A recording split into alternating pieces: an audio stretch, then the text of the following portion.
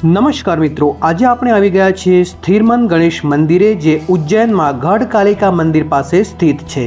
કહેવાય છે કે ભગવાન શ્રી રામને ઉજ્જૈનમાં જ્યારે પ્રવેશ કર્યો ત્યારે તેમણે 6 મંદિર સ્થાપિત કર્યા હતા। તેમાંનું આ એક મંદિર છે સ્થિરમન ગણેશ।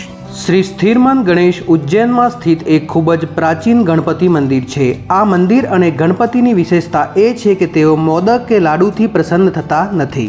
ભગવાન સ્થિરમન ગણેશને ગોળનો પ્રસાદ ગમે છે, તેથી તેમને નૈવેદ્ય તરીકે ફક્ત ગોળ ચડાવવામાં આવે છે।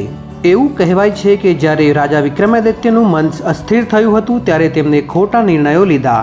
ત્યારે તેઓ શ્રી સ્થિર ગણેશ મંદિરમાં આવ્યા અને ગણપતિને ત્યાં સુધી પ્રાર્થના કરી જ્યાં સુધી તેમનું મન સ્થિર ન થયું।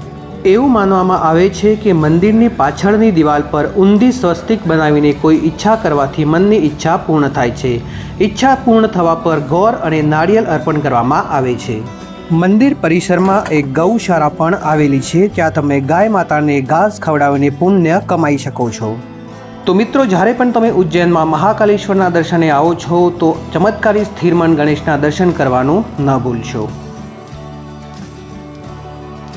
વિડીયો પસંદ આવે તો વિડીયોને લાઇક અને ચેનલને સબસ્ક્રાઇબ કરવાનું ન ભૂલશો।